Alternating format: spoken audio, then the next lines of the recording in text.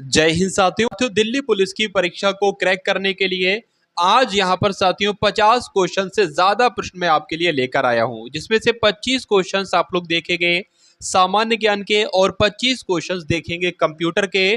Computer के साथियों आज ऐसे 25 क्वेश्चन हैं जो कि बिल्कुल जैसे एग्जाम में आपसे पूछे जाएंगे सेम उसी प्रकार के क्वेश्चंस में लेकर आया हूँ। 25 क्वेश्चंस के बाद कंप्यूटर के क्वेश्चन शुरू हो जाएंगे, तो वो भी एक बार देखकर जाइएगा, उनको भी तैयार करके जाइएगा। और यहाँ पर सामान्य ज्ञान के जो 25 क्वेश्चंस मैंने लिए हैं वो हर एक टॉपिक यानी कि ऑल टॉपिक्स को कवर किया जाएगा साथियों इन 25 क्वेश्चन के माध्यम से। तो पहला प्रश्न आपकी स्क्रीन पर है, बताने की कोशिश कीजिए कि पहले प्रश्न का सही जवाब आपका क्या होगा। निम्नलिखित में से किसकी अध्यक्षता में कांग्रेस के पहले सत्र का आयोजन किया गया था? तो WC बनर्जी यानी कि व्योमेश चंद्र बनर्जी की अध्यक्षता में कांग्रेस के पहले सत्र का आयोजन किया गया था। आंसर अगर आपका है ऑप्शन नंबर बी तो बिल्कुल करेक्ट है। उसके बाद देखिए कि दूसरे गोलमेज सम्मेलन के समय ब्रिटिश भारत के इनमें से कौन वायसराय थे? देखिए ये आप सभी को पता है कि तीनों गोलमेज सम्मेलन कहां पर हुए थे, तो लंदन में हुए थे।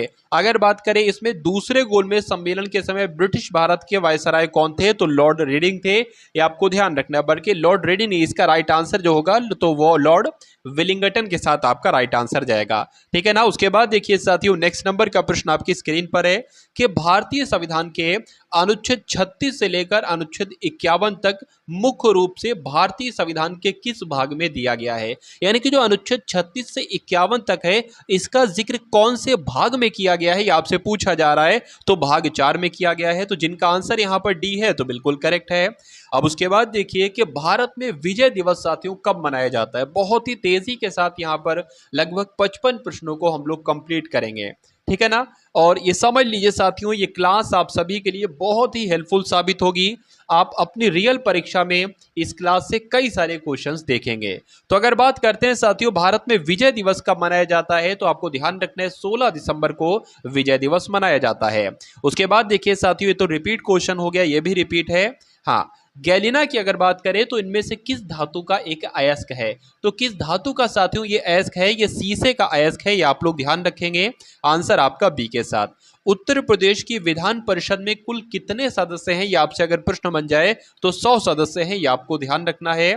उसके बाद देखिए अगर बात करते हैं गाजर निम्नलिखित पोषक तत्वों में से किस में समृद्ध है? यानी कि अगर बात करें ना कि गाजर में कौन सा विटामिन होता है, तो ए बी सी या डी होता है। आप सभी लोग जानते होंगे कि गाजर में तो भैया विटामिन ए पाया जाता है। इस प्रकार जिनका आंसर यहां पर है ऑप्शन नंबर बी के साथ तो बिल्कुल करेक्ट है। चलिए अब उसके बाद देखिए कि निम्नलिखित में से जैन धर्म के 23वें तीर्थंकर के बारे में आपसे पूछा जा रहा है। बहुत ही साथियों फास्ट तरीके से, सुपर फास्ट तरीके से 50 क्वेश्चंस को देखेंगे।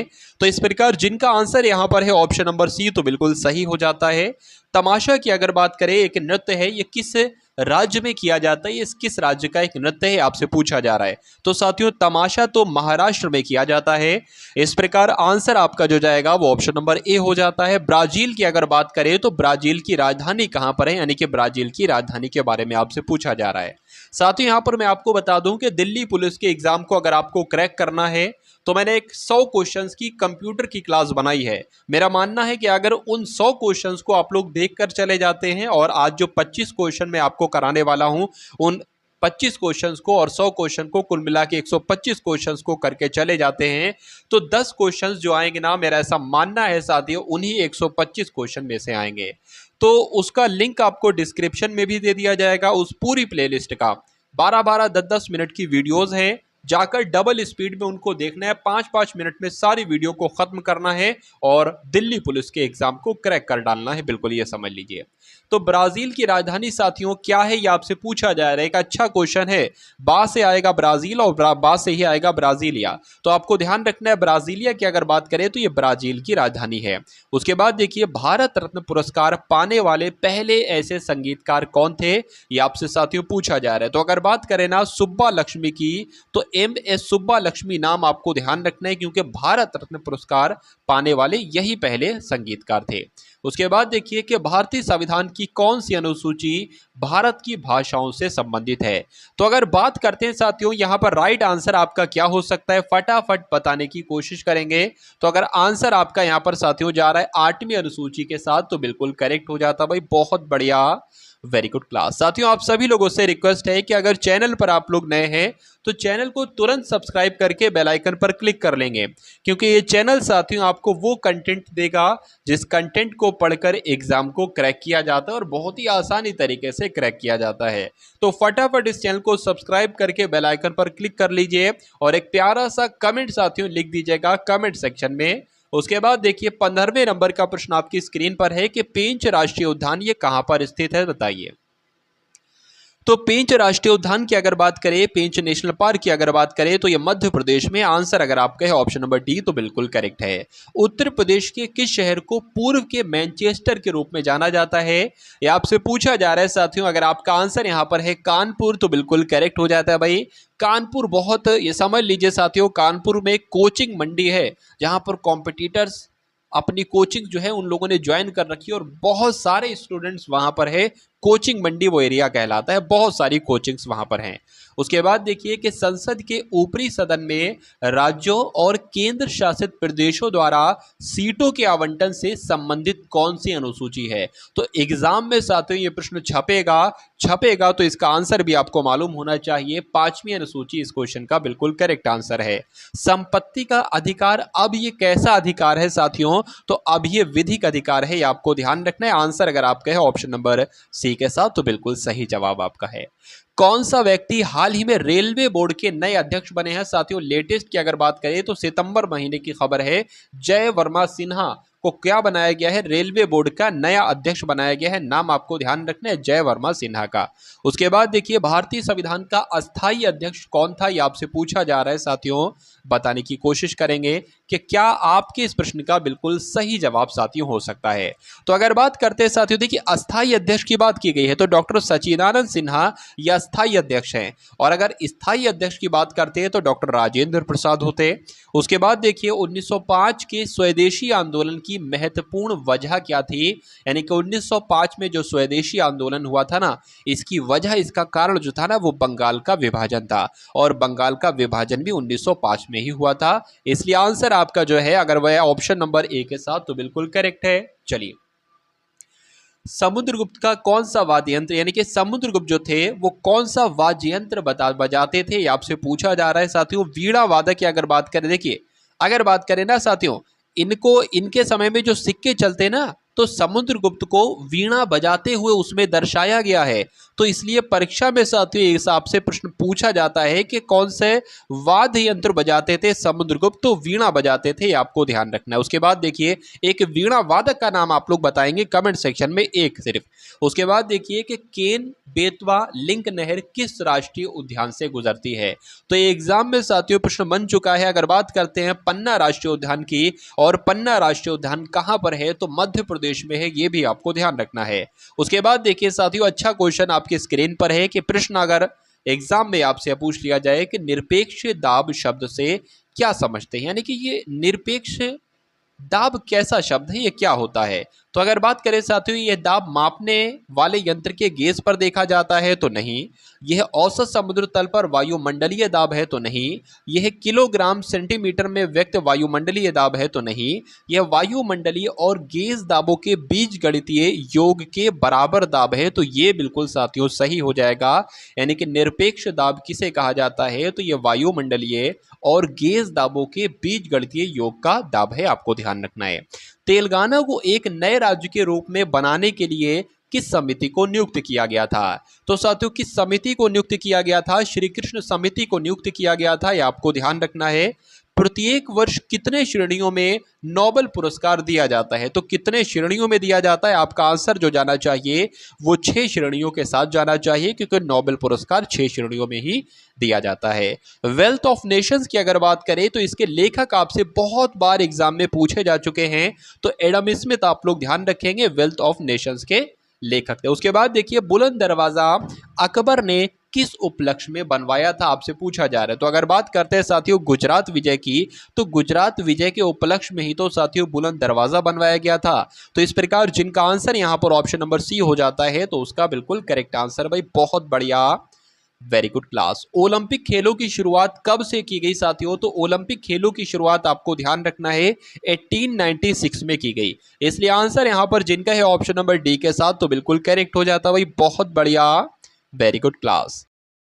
अब उसके बाद साथियों यहाँ पर आप लोग देखेंगे कि कंप्यूटर के कैसे क्वेश्चंस पूछे जाते हैं। तो लगभग 25 क्वेश्चंस हम लोग देखेंगे कि कंप्यूटर के, और शुरू से साथियों बिल्कुल शून्य से मैं आपको आखिर तक ले जाऊंगा, शून्य से शिखर तक ले जाना मेरा काम है और वीडियो में बने रहना ये आपका काम है। आज देखेंगे वो कंप्यूटर के टॉप 25 क्वेश्चंस कौन से होते हैं जो एग्जामिनेशन में आपके पूछे जाएंगे साथियों, दिल्ली पुलिस के एग्जाम में। तो पहला प्रश्न साथियों बिल्कुल बेसिक वाला कि कंप्यूटर का पितामह किसे कहा जाता है, यानी कि फादर ऑफ कंप्यूटर किसे कहा जाता है? तो चार्ल्स बेबेज, यानी कि ऑप्शन नंबर बी जिनका आंसर है तो बिल्कुल करेक्ट है।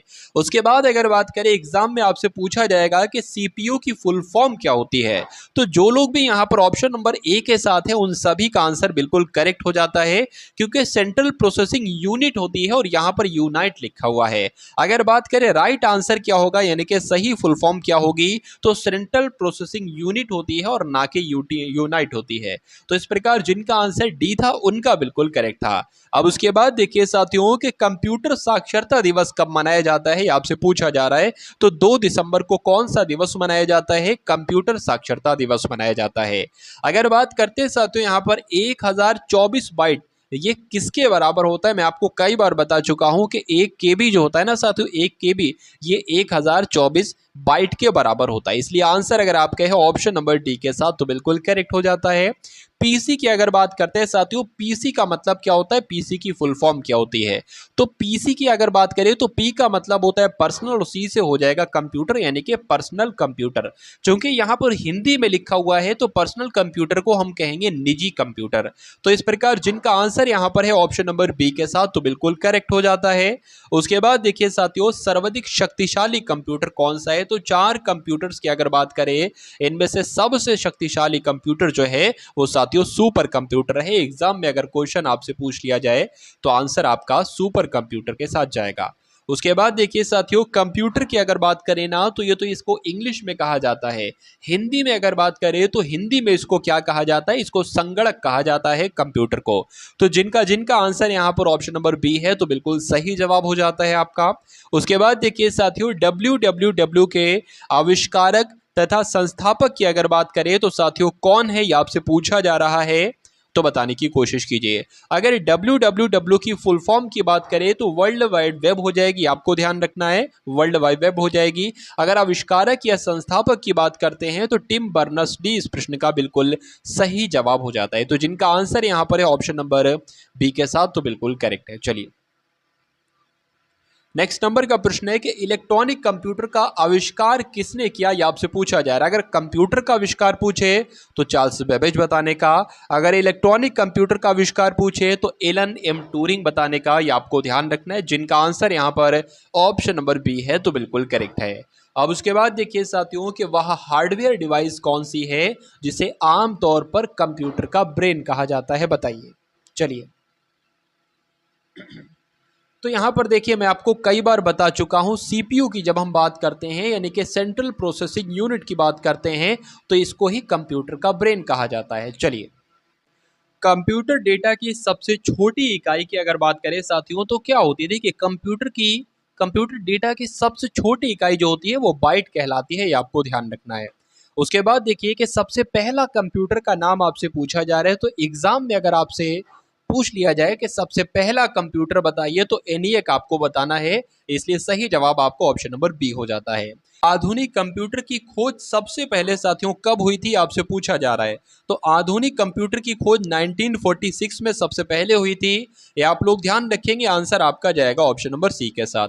उसके बाद देखिए कि कंप्यूटर के क्षेत्र में महान क्रांति जो आई वो साथियों कब आई? तो अगर बात करें साथियों यहाँ पर 1945, 1950, 1955 तक ऐसी कोई महान क्रांति नहीं आई थी, लेकिन अगर वर्ष की बात करते हैं तो 1960 में साथियों 1960 से एक महान क्रांति आई कंप्यूटर के युग में, ये आपको ध्यान रखना है। कंप्यूटर के क्षेत्र में पहला कंप्यूटर की अगर बात करें तो किसने बनाया? देखिए अगर प्रश्न आपसे ये पूछ लिया जाए कि कंप्यूटर किसने बनाया तो चार्ल्स बेबेज आपको लगाना है, लेकिन अगर ये पूछ लिया आपसे कि पहला कंप्यूटर किसने बनाया तो तब भी आपको चार्ल्स बेबेज ही बताना बताना है, क्योंकि कंप्यूटर किसने बनाया या पहला कंप्यूटर किसने बनाया या बात यहाँ पर साथियों एक ही है। तो जिनका आंसर यहाँ पर सी है तो बिल्कुल करेक्ट हो जाता है। उसके बाद देखिए साथियों के निम्नलिखित में से कौन भारत की सबसे बड़ी सॉफ्टवेयर कंपनी है। तो साथियों आपका एग्जाम जो एजेंसी कराती है ना, टीसीएस का एजेंसी कराती है, टाटा कंसल्टेंसी सर्विस कराती है ना, तो यही साथियों क्या है, ये भारत की सबसे बड़ी सॉफ्टवेयर कंपनी है, ये आपको ध्यान रखना है। आंसर यहां पर जिनका डी है तो बिल्कुल करेक्ट है। उसके बाद देखिए साथियों कंप्यूटर में अधिकांश प्रोसेसिंग किसमें होती है। तो अधिकांश प्रोसेसिंग जो होती है साथियों, सबसे ज्यादा प्रोसेसिंग की अगर बात करें तो ब्रेन ऑफ कंप्यूटर यानी कि सेंट्रल प्रोसेसिंग यूनिट सीपीयू में ही होती है। तो इस पर जिनका भी आंसर यहां पर सी है तो बिल्कुल करेक्ट है। उसके बाद देखिए कंप्यूटर वायरस केवल एक प्रकार का सॉफ्टवेयर है जो मुख्यतः नष्ट करता है। जो साथियों कंप्यूटर के वायरस होते हैं ना, ये क्या चीज नष्ट करते हैं, तो ये प्रोग्राम्स को नष्ट करने का काम करते हैं, ये आपको ध्यान रखना है। सही जवाब आपको ऑप्शन नंबर ए जाता है। कंप्यूटर सिस्टम के किस भाग को भौतिक रूप से स्पर्श किया जा सकता है, यानी कि टच किया जा सकता है, जैसे कि कीबोर्ड है, मॉनिटर है, माउस है, सीपीयू है, स्पीकर है, प्रिंटर है, इन सभी को टच किया जा सकता है, ठीक है ना। और जिसको टच किया जा सकता है उसको हार्डवेयर कहा जाता है, आपको ध्यान रखना है। और जिनको नहीं टच किया जा सकता है उनको सॉफ्टवेयर कहा जाता है। तो इस प्रकार जिनका आंसर यहां पर साथियों ऑप्शन नंबर ए है तो बिल्कुल करेक्ट हो जाता है। अब उसके बाद देखिए कि माइक्रो प्रोसेसर जो कंप्यूटर का मस्तिष्क होता है उसे क्या कहा जाता है। तो इसे क्या कहा जा सकता है, इसको माइक्रोचिप भी कहा जा सकता है, ये आप लोग ध्यान रखेंगे। सही जवाब आपको ऑप्शन नंबर बी के साथ। चलिए उसके बाद देखिए कि निम्नलिखित में से कौन सा हार्डवेयर नहीं है, यानी कि कौन सा सॉफ्टवेयर है, ये आपसे पूछा जा रहा है। तो माइक्रोचिप को टच किया जा सकता है, ये हार्डवेयर है। प्रिंटर को टच किया जा सकता है, ये हार्डवेयर है। माउस को टच किया जा सकता है, ये हार्डवेयर है। लेकिन जावा एक लैंग्वेज है और जावा को कभी टच नहीं किया जा सकता है। क्यों? क्योंकि ये एक सॉफ्टवेयर है और यही आपसे पूछा गया था कि कौन सा हार्डवेयर नहीं है, यानी कि कौन सा सॉफ्टवेयर है, तो जावा एक सॉफ्टवेयर है। उसके बाद देखिए कंप्यूटर को किस प्रकार की बुद्धि की संज्ञा दी गई है। तो देखिए ये आर्टिफिशियल है, ये कृत्रिम है, ये आपको ध्यान रखना है। सही जवाब आपका जाएगा ऑप्शन नंबर बी के साथ। कंप्यूटर में डेटा किसे कहा जाता है। तो साथियों जो इंफॉर्मेशन होगी उसको ही डेटा कहा जाता है। और इंफॉर्मेशंस में क्या क्या आ जाता है, चिन्ह आ जाते हैं या संख्याएं आ जाती हैं, ये आपको ध्यान रखना है। इसलिए राइट आंसर आपका जो होगा वो ऑप्शन नंबर डी हो जाता है। कंप्यूटर में जाने वाले डेटा को क्या कहा जाता है। तो साथियों देखिए जो कंप्यूटर के अंदर जा रहा है वो क्या कहलाएगा, और अंदर को कहते हैं इन। तो जो अंदर जा रहा है उसको तो साथियों इनपुट ही कहेंगे। और जो कंप्यूटर का डेटा बाहर की तरफ आ रहा है, जैसे कि प्रिंटर से जो अगर बात करें तो क्या होता है, प्रिंटर से प्रिंट निकलता है तो वो बाहर की तरफ डेटा आता है, उसको क्या कहते हैं, इनपुट डिवाइस नहीं होता है, वो आउटपुट डिवाइस होता है प्रिंटर। मॉनिटर क्या होता है, जो इन्फॉर्मेशन को बाहर की तरफ हमें दिखाता है, वो क्या होता है, वो आउटपुट डिवाइस होता है। तो ये बात भी आपको ध्यान रखना है। इनपुट डिवाइस भी मैंने आपको बता दिया है। इसमें पूछा गया है कि कंप्यूटर में जाने वाले डेटा को कहते हैं साथियों इनपुट। उसके बाद देखिए कि कंप्यूटर प्रोसेस द्वारा इंफॉर्मेशन में परिवर्तित किए जाते हैं, आपको बताना है राइट आंसर क्या होगा। तो कंप्यूटर प्रोसेस के द्वारा इंफॉर्मेशन जो होती है ना साथियों, इसको डेटा में परिवर्तित किया जाता है, आप लोग ध्यान रखेंगे, ठीक है ना। चलिए कंप्यूटर प्रोसेस के द्वारा इंफॉर्मेशन में किसे परिवर्तित किया जाता है, तो डेटा को किया जाता है। कंप्यूटर प्रिंटर किस प्रकार का डिवाइस है, यह आपसे साथियों पूछा जा रहा है, बताइए। देखिए कंप्यूटर जो एक तरह प्रिंटर है ना, प्रिंटर, तो ये प्रिंटर किस तरह का ये एक इनपुट डिवाइस है या ये एक आउटपुट डिवाइस है, प्रिंटर की यहाँ पर बात की गई है सिर्फ। तो मैंने आपको बताया था ये इंफॉर्मेशन जो है ना बाहर की तरफ निकालता है, तो ये एक आउटपुट डिवाइस हो जाएगा। उसके अलावा स्पीकर भी आउटपुट डिवाइस होता है, कीबोर्ड आपका इनपुट डिवाइस होता है, माउस भी आपका इनपुट डिवाइस होता है, मॉनिटर आउटपुट डिवाइस होता है, ठीक है ना। तो ये सारी बातें साथियों आपको ध्यान रखना है। तो 55 प्रश्न यहाँ पर मैंने कराए, लगभग 30 प्रश्न सामान्य ज्ञान के और 25 प्रश्न कंप्यूटर के। तो उम्मीद करता हूँ साथियों ये क्लास आपको पसंद आई होगी। अगर पसंद आई है तो क्लास को एक बार लाइक करके क्लास को शेयर कीजिएगा। चैनल पर अगर नए हैं तो चैनल को भी ज़रूर सब्सक्राइब कर लीजिएगा, क्योंकि आने वाले समय में साथियों मैं वो कंटेंट आपको देने वाला हूं जो असल में आपकी परीक्षा के लिए बड़ा ही महत्वपूर्ण है। दिल्ली पुलिस का एग्जाम हो या कोई भी एग्जाम हो जो लगा हुआ है, ये समझ लीजिए क्रैक करवाना मेरी जिम्मेदारी है, लेकिन चैनल का साथ देना, चैनल के साथ बने रहना, ये आपकी जिम्मेदारी है। तो मिलते हैं हम सभी लोग आने वाली वीडियो में। जय हिंद साथियों।